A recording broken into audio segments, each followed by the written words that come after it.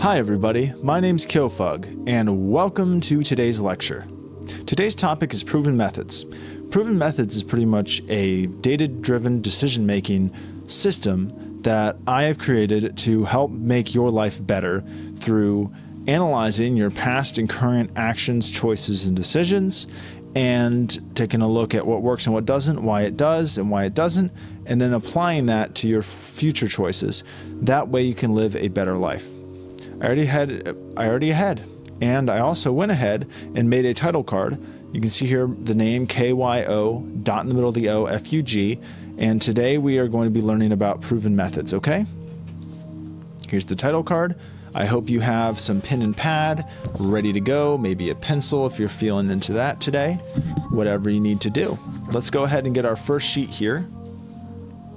Perfect. And let's go ahead and get right into it, okay? What are proven methods? What are they? Great question, folks. Proven methods are, like I said, anything that it's more a system, okay? The proven methods are the things inside the system, but the system is pretty much taking actions you've done. Let's take a few actions. Here's you going on a run.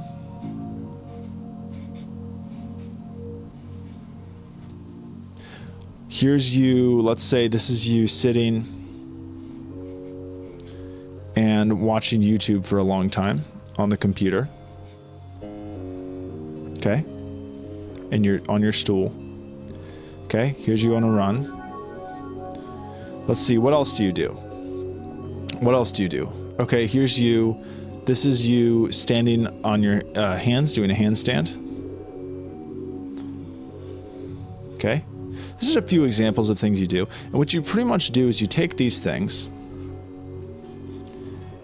you take them and you document them, and you reflect on them, okay?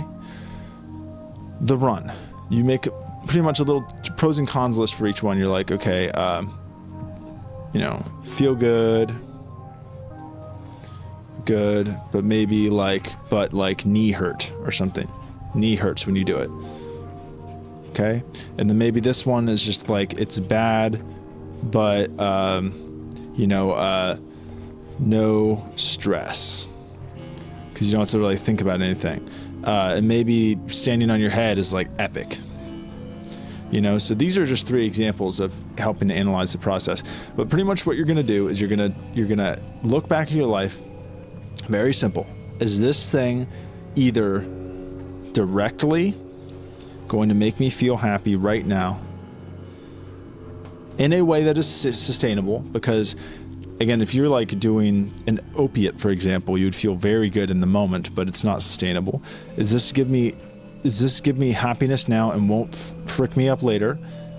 Or is it something that maybe isn't the best now, or maybe is like fine now, but later will result to great happiness and fulfillment? Okay? This is what you're looking for. Anything that doesn't do one of these things, we should be very skeptical of like why we're doing it. And you can almost sort your whole life into this. Okay? And let me show you how. Let me show you how you can. The first example you thought of is like, okay, well, what about this? I have a shitty job that I have. Like, okay, I'm listening to you. You have a shitty job. And let's say your shitty job is you have to sit here and you have to talk to people who are upset. Okay? That could mean you're a therapist or you're a customer service person or whatever. And you have to talk to them and they talk back at you and they're upset and you're not having a good day. And that's your job. Now, you may need to quit your job, like I'm not saying, but for a lot of us, we have to, like, we found a job that's reasonable enough. It's not great, but right now we just need to pay the bills for one way or another. And like maybe you're working on a big dream. We talked about that the other day, manifesting your dreams. So maybe you're working on a big dream and you just have to deal with this shitty job. Well, proven methods, hey, this doesn't make me feel great. Now, wait a second. You need the money, right? You need the money. The job gives you the money. Now, it may make you feel pretty poo-poo now. okay? Each day might not be so great, but you're working towards getting the money, and the money will get you to a place where you can do, maybe you want to do speaking engagements because of your life story, and you're working on, actually with an agent, and you're working on putting that together, but you still need to get your money in the meantime to pay your rent, and that's where the shitty job comes in, which makes you unhappy, but it'll lead to the speaking engagement, which will what? Lead to tremendous fulfillment and happiness down the line. You see what I'm saying? So it's not necessarily like in the moment the most fun thing, but it's a proven method, because you know that when I do this job, like, it is sustainable enough that I can get there in each day. I can get my money, and the money will get me, after a long time and through hustling and stuff like that and doing what I need to do, working with my agent, I'll be able to do these speaking engagements, do what I actually want to do, which will get me a lot of money. And then with that a lot of money, you can then be super fulfilled, because you'll be able to pay for your medical insurance, you'll be able to pay for your family, but you'll also be able to do the thing you love. So in a roundabout way, the shitty job you have is a proven method. Now you're probably saying, no, what the heck? And if you're saying that, I hear you. If you're saying, hey, what the heck? You're just saying you're just saying things that are good. So what? Here's what the thing about proven methods is you're able to take all these things that are pretty much things that you know are good, okay? You are able to record your proven methods. So let's say my proven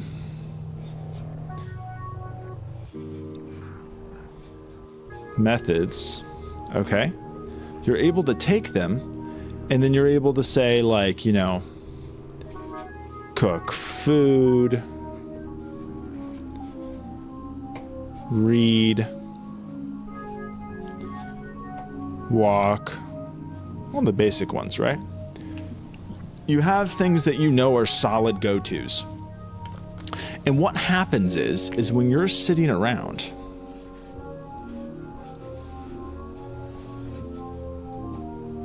and you don't know what you're supposed to do, you can immediately be like, oh, I want to do this. I want to do, like, you can go to this list of things that you know. This reason it's called proven methods is through the data you've collected, that they consistently perform well. So that you can go to that and be like, okay, I know that going for a walk almost always makes me feel better. Whereas, for example, it's not always the worst thing. But maybe this thing right here, watching this, maybe it doesn't make you feel the best a lot of the time. Sometimes it's fun. Sometimes it's thrilling, and you get to let out that side and take care of that, and you can do that sometimes for fun. If you're sourcing it ethically and everything, power to you. But maybe you know that, like, okay, but if I'm feeling like I'm in a slump, or I have a moment and I choose that, maybe it's not always the best option. So it wouldn't be a proven method, though it would be something you could go to sometimes. You just have to be a little more critical. Whereas going for a walk, unless you immediately need to do something right now that's super important, like, okay, in like 15 minutes, I need to be out the door to go to this appointment, then you probably don't want to be going for a 20-minute walk. But if you have an hour before the thing starts, and you know going for a walk always makes you feel better, then you have something to go to. And think of it as no risk.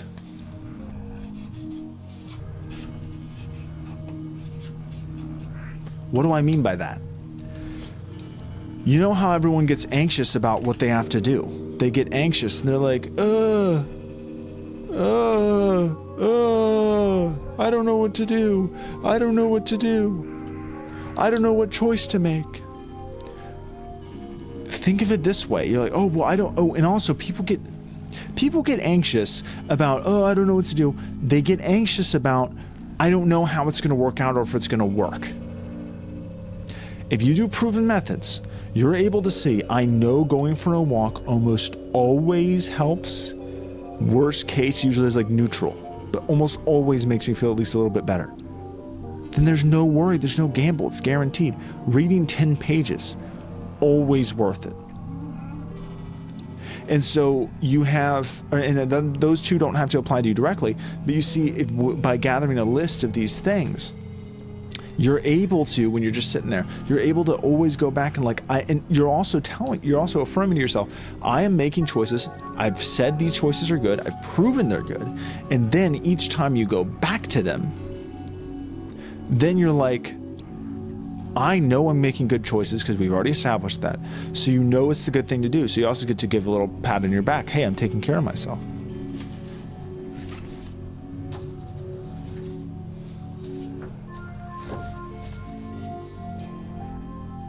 Okay.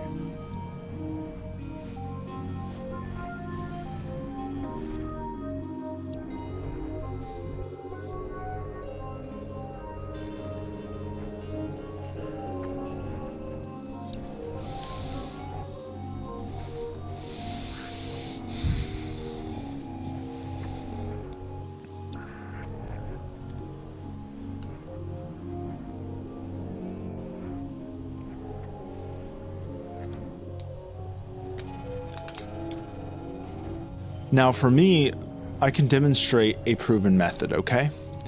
For me, one of my proven methods is to draw a picture. So let me show you what that looks like.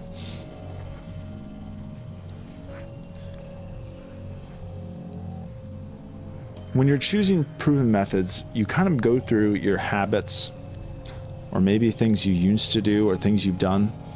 You can take into account good and bad habits you have, things you like to do, things you don't like to do, things you want to stick to, things you want to shake off, and you can analyze them. See, well, when I do these, am I usually happy?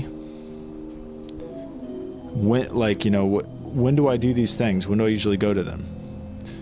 Why do I usually go to them? And you can start to understand a lot more about your own behaviors. And you can then reflect and be like, hey, every time I get on League and I play for about an hour or two, I generally end up feeling worse or just like fine afterwards. So maybe I shouldn't do that for an hour or two. Maybe I need to play less when I do play or play less often. Maybe you're like, hey, when I watch a show, I find that more than 3 episodes, though I want to in the moment, is not a proven method. So when you go to that 3rd episode of that show and you're about to watch it, you can be like, well, I know that this usually doesn't work out so good for me, so why would I gamble on that? I'm just going to go do something that I know will definitely make me feel better. Think about the outcome. Think about how, okay, maybe you don't want to get up and do the thing, but don't think about the thing. Do it for the outcome. What do I mean by that? So when I'm doing this drawing, don't think about I have to draw. When I'm making a lecture, for example, oh, I have to sit down and do a lecture. Think of it like think of it as you have to, you're having an omelet. You're making an omelet. You're going to have an omelet. Like you want to eat an omelet, so you make one. And what's happening here with the drawing is I want to have a cool finished drawing, so I'm going to make one. Same thing with making a lecture. I don't think too much about, I'd sit down and make a lecture, though I do have fun doing this. I'm more thinking about I'm going to make another educational piece of educational education, and being able to give it to the people makes me excited. Now, you shouldn't think about the outcome exclusively, but a lot of the time we get hung up on, I have to do this thing because I have to. And maybe you think of it in terms of, okay, well, I I have to do this for my exercise program. I have to go work out so that I can get in shape, so that I can reach my exercise goals. And that's great. But also think about just like, you're also working for that 20 minutes afterwards when you feel great, like mentally you feel fantastic because you know that you are like, you'll feel really good afterwards, not just endorphins, but like you'll feel accomplished. Think about, hey, all I'm doing is I have to do this thing and this thing for the next 30 minutes. And at the end of this exercise, I will feel like I've accomplished something. Proven method. Proven methods help you get past that difficult sticking point. For me, reading is a big one. I really have trouble setting aside time to read, and I know a lot of people do. Yet every time I sit down and read, it's always good. Yet I always have trouble going to do it. Why is that? It's because your brain is stupid. Your brain's really dumb. It's not the smartest creature. And it's kind of faulty and kind of doesn't function well. And it's kind of soft and squishy, okay? And what you have to do is you have to trick it. So by doing these proven methods, you're able to say, okay, don't think about, I don't want to sit down and read. Think about it. No, I do want to. Why? Because I know when I read a book for 10 minutes, or when I read 10 pages, whatever metric you have, you're like, I know it makes me happy. It makes me fulfilled. And I usually enjoy it. I never regret it. So you just have to get through that illusion of your brain's telling you, no book. You have to say, yes. You have to say yes. Because if you don't, you'll be sad. And we don't want to be sad. We want to be happy.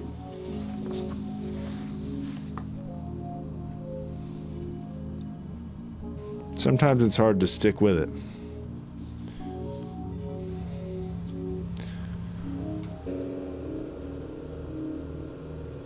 Sometimes it's hard to stick with it.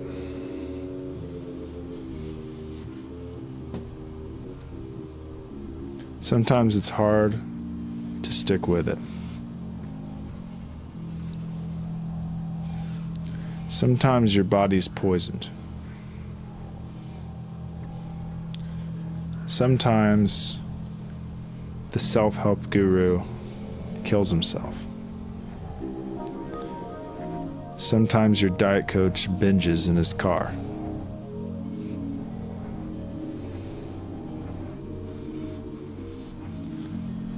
Sometimes your teacher is ignorant.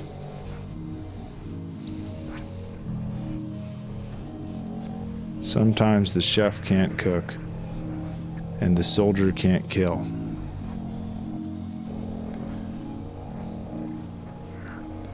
The artist can't paint and the clown can't laugh.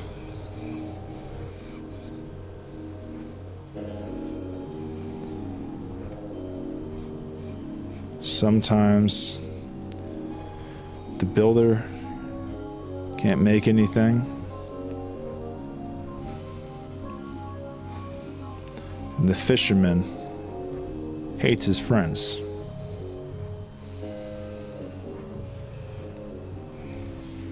That doesn't mean that you get to get away with being a miserable sad sack who just watches the same streamer every day and acts like that's a normal thing to do. And it's a healthy thing to do. I don't think that's a normal or healthy thing to do. I'm also not your psychiatrist. I'm also not a doctor. I'm not a lot of things.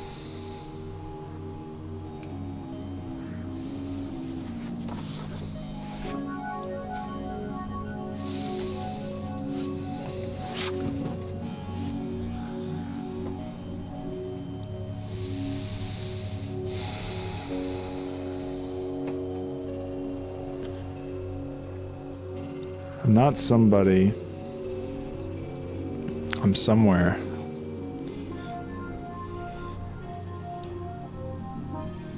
And I find that people don't really understand. That's okay with me. When you stop, that's when you start. Because catchy help self catchphrases get you lots of follows on Instagram. And then you're happy. And then you're happy. And then you're happy. You went for a walk. And then you're happy. And then you're happy. You went for a walk. And then you're happy.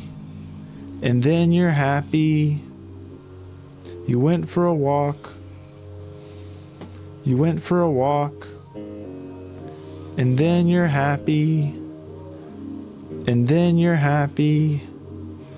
You went for a walk. You went for a walk.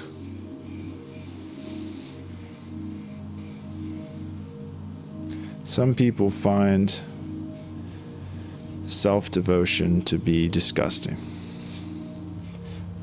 I'm personally neutral towards the subject, but I'm pretty antagonistic towards the practice. I'm just kidding.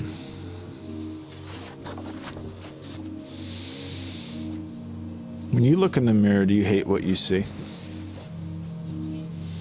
A lot of you think of, oh, well, I don't have body image issues. I mean the person staring back at you.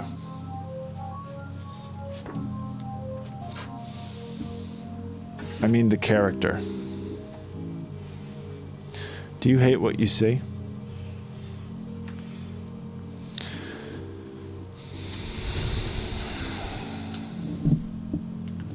When you look in the mirror, what do you think of the person staring back at you?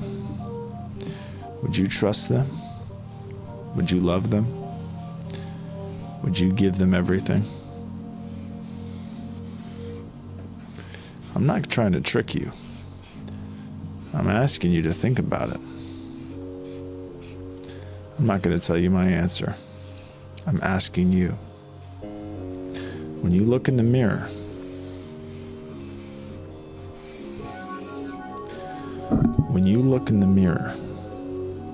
do you trust the person you see looking back at you? Or do you think, no, I don't trust that person. I don't trust them at all. Hell, I wouldn't even let them water my plants on vacation, let alone trust them as a friend.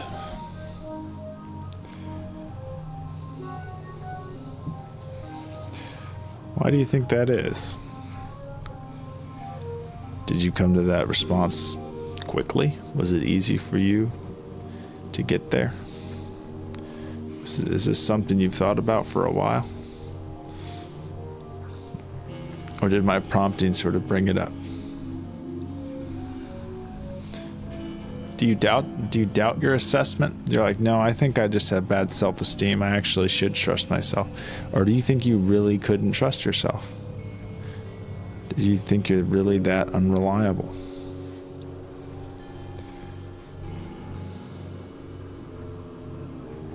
I'm not here to judge your answer. I'm just here to ask you the question.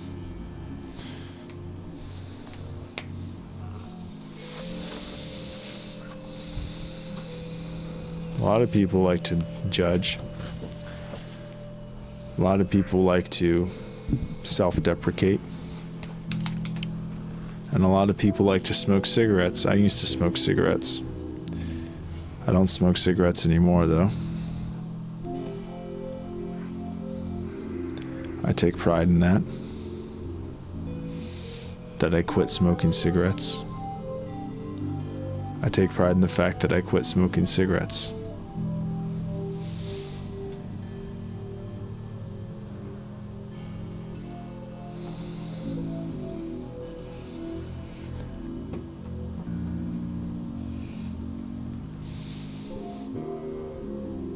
Do you smoke cigarettes? How do you cope with it? Do you accept that you're going to smoke cigarettes forever? Are you in a constant cycle of denial and shame? Or do you convince yourself you're not a smoker? You just have a drunk ciggy every once in a while?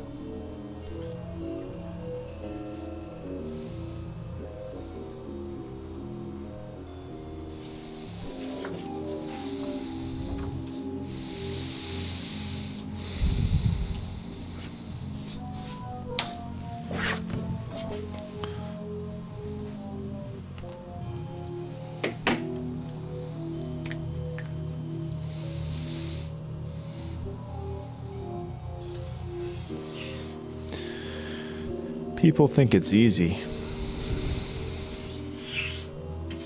People say it's hard.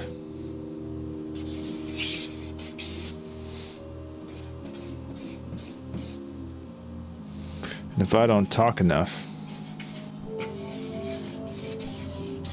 I lose.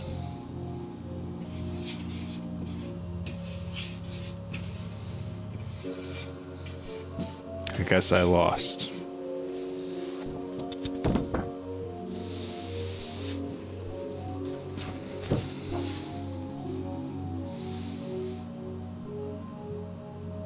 Do you have a friend you look down upon? Do you have someone you would call your friend that you look down on as a person who's lower than you? Do you ever look at your friend like this? Do you ever look down on your friends? And do you think that's a good thing to do and to continue doing? Do you think to be like this? Do you think to be like this is good? Do you think to be judgmental and to look down on them is good? And when people look down on you the same way you do it to other people, does that make you feel like a good person? Does that make you grow? Or does it just make you feel worse? Oftentimes, the sins that you the sins that you see other people commit, you're judging them, and the things that they have going on wrong, it's just a reflection of your own sins.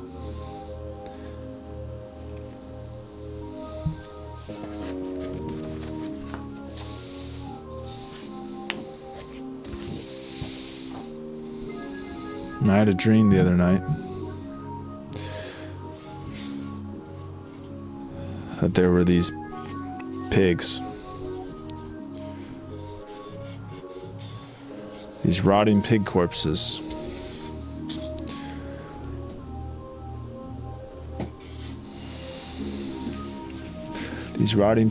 corpses on a hill. Yeah.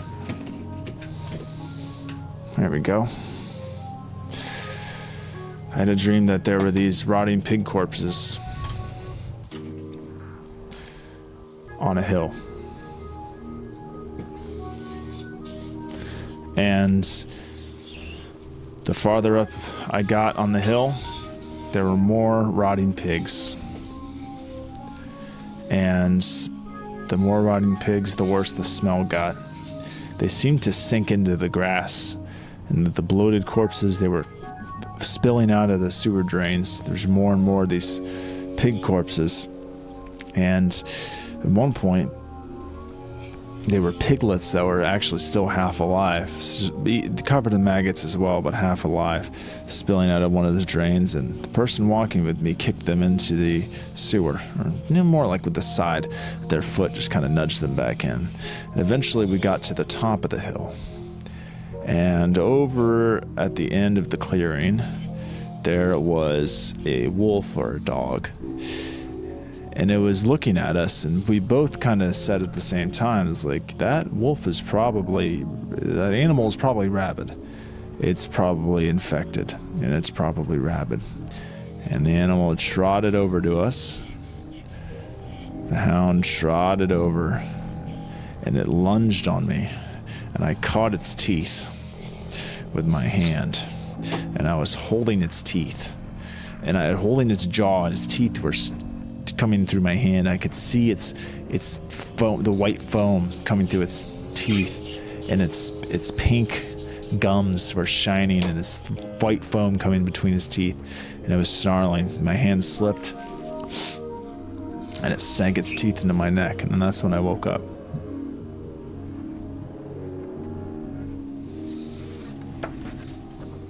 Do you ever have dreams like that?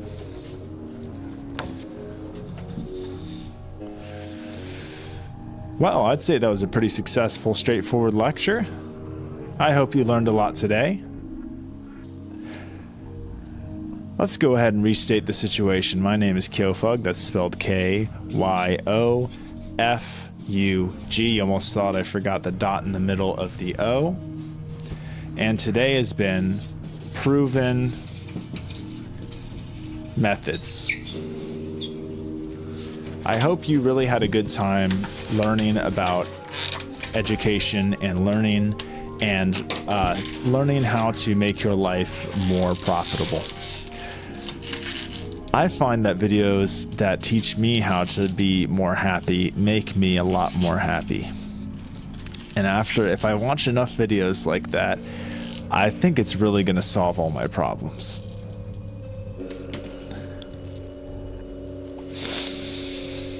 I hope all your problems get solved too. Again, this has been Kyofug with Proven Methods. Thank you so much for watching, and I will see you on the next one. Cheers.